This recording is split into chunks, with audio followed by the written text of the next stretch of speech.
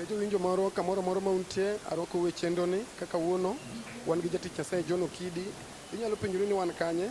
Wan Kenya Cinema kama jothumbe te mag Luo Nyanza kauno ne romo, bed ni wero gospel, bed comedian, bed wangla.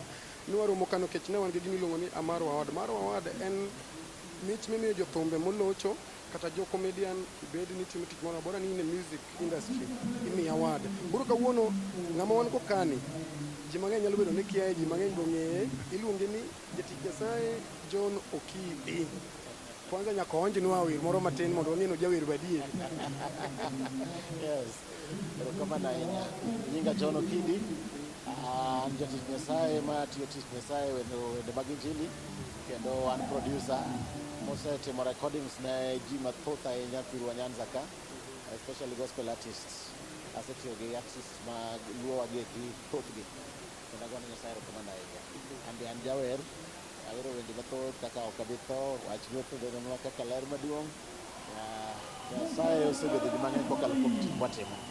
Yes. John Okidi, inyalo were wer matin nikech jo winjo mang'eny seche moko ng'e owinjo mana nyingi to kia wende ni nikech nyalo bedo ni ng'ato wero winjo wende lakini okia ni ne miwero wende no. Okay.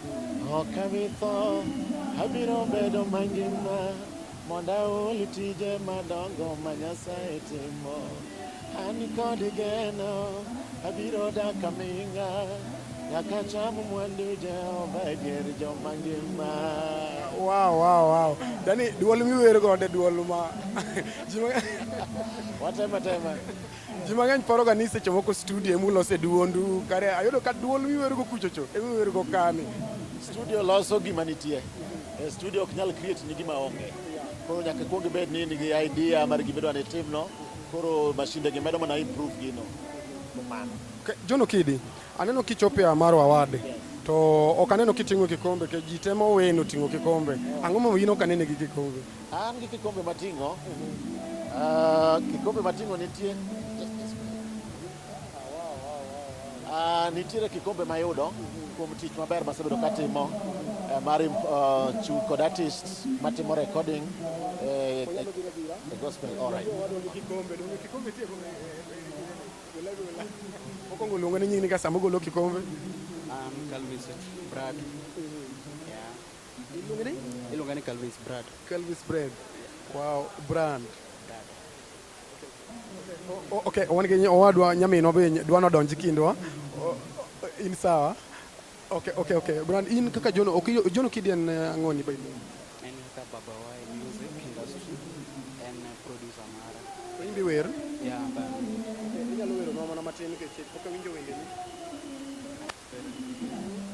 Yesu biuma jakayuda okumba biuma wudi merina biuma pinyota moanga. Wow. Nejo winjo mago jomatiyo mago puondi matiyo ne Nyasaye wende mag pako. John Okidi. Yes. Nitie jo wende mang'eny sana misegolo. Inyalo ng'iswa ni siri mane ma in go ma jomoko onge go nikech ji mang'eny sana okale lweti. En siri mane kwa wewe award winning mari? En siri mane? Gima osekonya gi artists mang'eny masetimo negi recordings en ka ng'ato biro ira mokwongo akawo time mar understande ni odwa wer to odwa wer ang'o, talent mare, ng'eyo mare, gima odwa timono ni e kiwango machalo nade. Koro wachako kode wuoth from kama entie no. Ago kode okang' ka improve talent na ok create ne ji wer, be ok create ne ji idea. An kaka producer kuro tich na en mana gero gima ng'ato biro godo. Koro kagero mar nyieni to bedo unique kien. Kagero mar jal machielo bedo unique kien. Kagero ng'at machielo bedo unique kien. Tingeni ka feed gi gige na wuon to an kaka jawer samoro nyalo bedo koro gibiro mana wer ka an to ok giwer ka gin. Koro mane omiyo artist tema sabedo ka tiyo go gin unique kigin. Omiyo gisebedo ka gibedo gi breakthrough kaka ng'ato wuon kaka en. Tinyalo ng'isowa ni chudo mari chalo nade nikech aneno ka ji mang'eny sana mabiro iri. Seche ji nyalo paro ni seche moko bechi cheap emomiyo jowende te biro iri. Changes magi chalo nade? Charges maga taparo ni koro kaka abiro artist aero chiwo namba na. Koro ng'ama ni kod dwaro mar mondo consult mang'eny kuom weche mag studio nyalo contact through namba no nikech en nitie thuolo mar wuoyo. Charges maga ok ne piny ahinya, ok en mal ahinya. En average kama ji te nyalo afford. To an bende an ng'at mara bende chiko ita ne dwaro mar ji. Nitie jomoko man gi talent to samoro onge kod nyalo. to gombo mondo ting' Nyasaye. Koro ka ng'ama kamano biro bende dwache awinjo. Koro e yorno yomiyo wacho ni ka ng'ato osekawo nambana onyalo gochona mondo wawinjre kode ang'e ni gima odwaro gi level ma entiere kaka nyalo konye. Nitie cases moko mang'eny ni yudo ni producers kidhi ire to ng'ane nogolo wer kawuono to kiny ng'ama chielo dhi to kuduogo winjo wende gi to dwa chalore. Cases aina gi handle nade?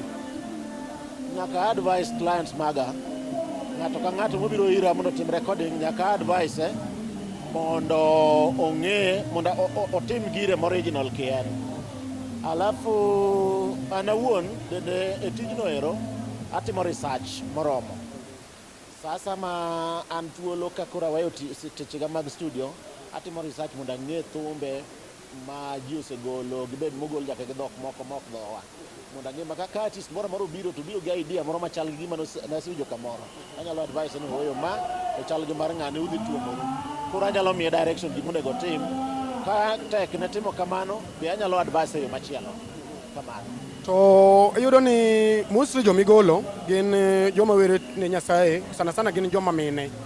To cases producers gi joma mine osekelo kata shida udi sana, nikech iyudo ni in idichuo to wanadada ma mostly mabiro e studio mari. Cases aina gi iyudo ka kelo sana e family ni. Ipani family mari osebedo nade? Mana matin tu.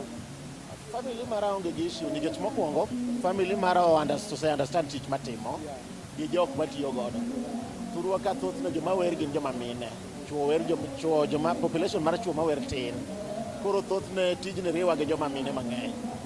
Production matimo atime gi a team of people, ma part of the team makonya team en familia mara, jaoda kod joma moko machiegni madako machiegni. Koro nikech gi understand gima timo gi joma interact go ok osekelo issue kida kod joma moko. Nikech mokwongo an ng'ama war, an jatich Nyasaye, an ng'ama ja family man gi nyithinde kod chiege. Koro luor miyo artist kata client mara amiye ka mind ni an jatich Nyasaye mobiro ire, kendo amiye ka mind ni an ng'ama ng'ongo man kod ode. Koro kaka rito ode kaka dago mondo rit od ng'ama chielo. Yes. Ng'ato for example ng'ato nigi wer mamit kendo chunye gombo wer. To nikech wawuok e different families, wan gi different challenges. Oonge kata pesa totally. Iparo ni ng'ata ina bende nyalo konyo to sami konye, nitie agreement mundiko koso ikonye kaka jatich Nyasaye nyalo konyo ng'ato. Nitie cases machopo ni watimo agreement kod ng'ato mondo wanwang' kaka gini osewuok to wanyalo yudo pok mopogore, yuto mopogore opogore. Kiwango mayudo to kiwango mayudo. Nikech tich production en tich malach to resources mitimego bende nitie. Ma kata ka ng'ato biro ira noonge gi pesa, to nitie pesa ma mondo gino otimre. Koro nikech en business, nyaka make sure ni an bende ayudo yot ma ka chieng' moro ka asedhi nyime kod tich, kata ka gira moro okethore anyudo kaka anyalo loso. Kuom mano nitiere kaka nyaka owinjre kod ng'ato. To bende nitie occasions moko ma samoro anyalo timo ne ng'ato mana yor ng'uono. Koro nitie kaka en bende koseneno natimo ne ng'uono, to nitie kaka en nyalo duogo erokamano e yo moro. Moko bende ng'eni erokamano en chuny ng'ato. Kohero nonyalo go erokamano, samoro ka ok ohero bende en kamano. To adwa kawa natiyo ne Nyasaye. Okay, jower mang'eny ok ohero produce wende ir producer ma bende wer, nikech producer ka wer to kidhi ire seche moko winjo ka seche moko wendi mit malo mare wanyalo ting'o ni godo. Ambe atingi pok ating'o gimoro aina ni. Ero ka producer iwer kaka sani wer. To nitie ng'at moro biro e studio mari gi wer mamit ma seche moko nyalo bedo ni hit. Seche moko ni pango ni dhi golo wer to ng'ato go biro gimoro mamit ma kigolo tinno kogolo to dhi golo mari cha piny. Jogo sekawi nade? Challenges aina go ang'e ni nitie, to gima duong' na gima tamoga timo en ni sama an e studio kaka producer, an producer ok an jawer ne client mobiro ira. I make sure na apiro michne ni to the best, amiye the best. Kendo mora ka ng'ato nyalo timo gimoro moyombo kama an awuon asechopo.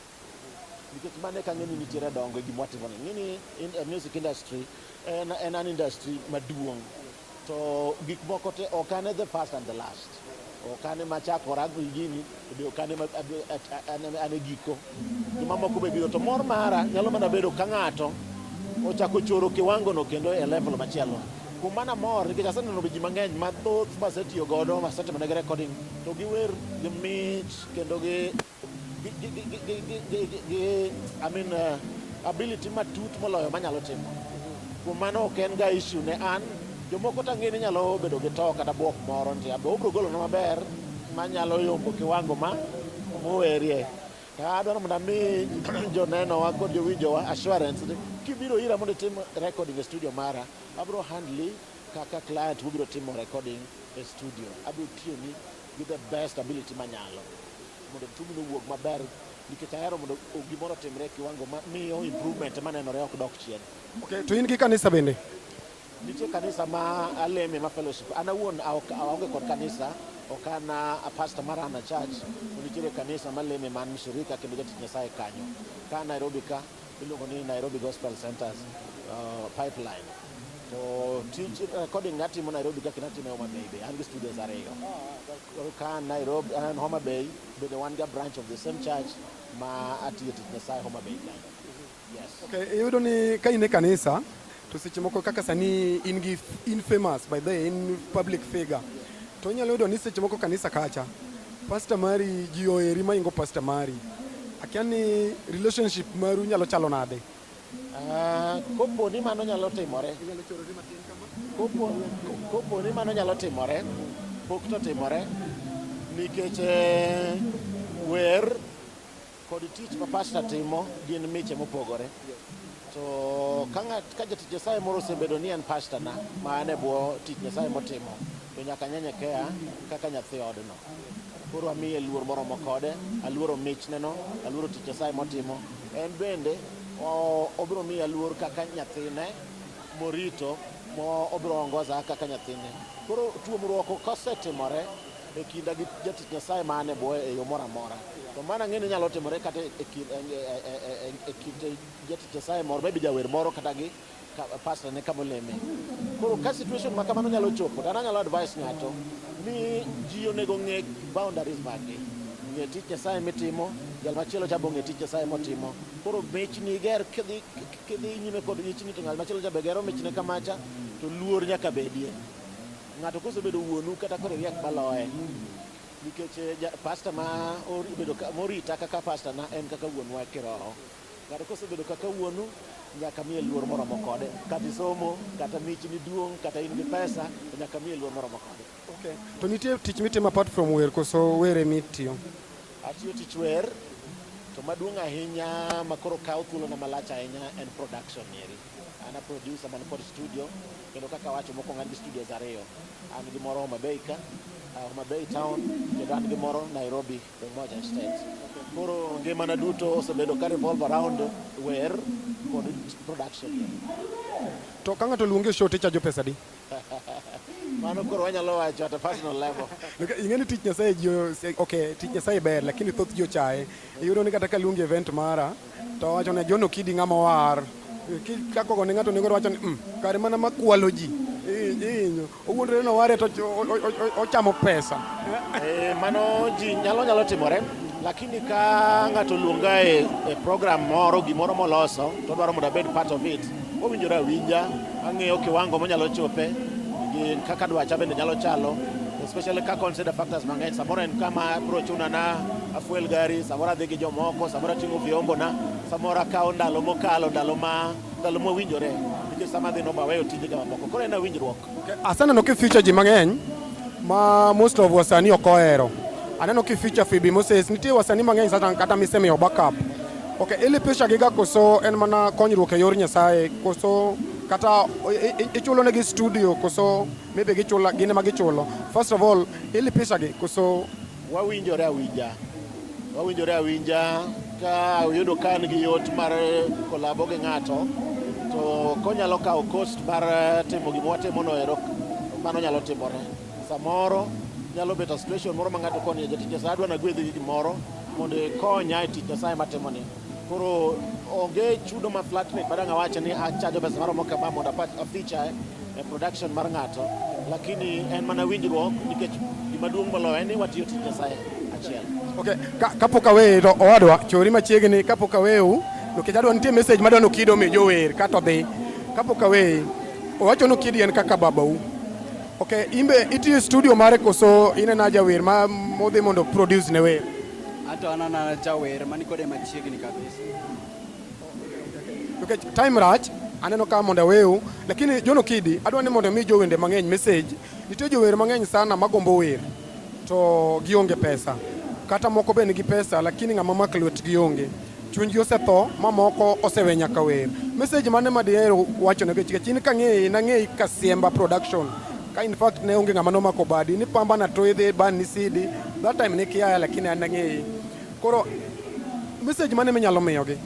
An owuon kaka producer anyalo chiwo namba na ne ng'ama nyalo dwaro mondo contact ka in kod mich mar wer idwaro mondo itim recording samoro ok ing'eyo gima onego itim kata ionge pesa kata ionge gi namna moro amora, wanyalo ng'adore rieko yore mopogore opogore. Aparo ni gima duong' en mano nikech ing'e ng'ato ka ji mopogore opogore nigi challenges mopogore opogore. Ng'ato pesa maonge go, ng'ato onge wer, ng'ato bende onge gi gombo mondo omed los ne wende moselosono. Koro namba 90724 489430. Kaka ibiro kondike screen kanyo, namba ne minyalo goyo tutudri koda mondo wa alerni mathoth giminyalo timo mondo ine kaka inyalo tiyo kod miji. Samoro in ng'at artist mosetimo recording, igombo mondo ing'wan kaka inyalo improve tich mitimono e level machielo. Samoro iseyudo ka isetime to in stagnant kamoro. Wanyalo ng'adore rieko yore mopogore opogore mondo nwang' kaka inyalo grow e tijno nikech gima duong'na moloyo en ni mich mar ng'ato onego dongo okal kama intie odhi e level machielo. To Facebook kata Instagram? Antiere Facebook, antiere Instagram. E Facebook atiyo kod nying mar John Okidi, Kidi Jazaburi, mane nying minyalo yuda mayot. YouTube ibiro yuda kod the same name John Okidi, Kidi Studio. Kanyo ibiro yuda atima conduct ga programs moko bende ma assist kod jomoko man kod challenges mopogore opogore.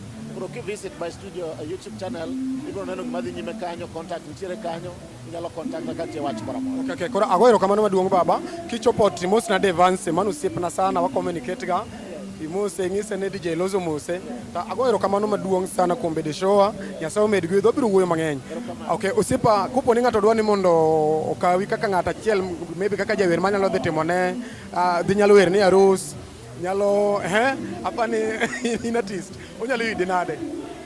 Onyalo yuda on all platforms, YouTube, Facebook, Calvin's Brother, and my number is 0707 55 85 81 15. 0707 55 81 15.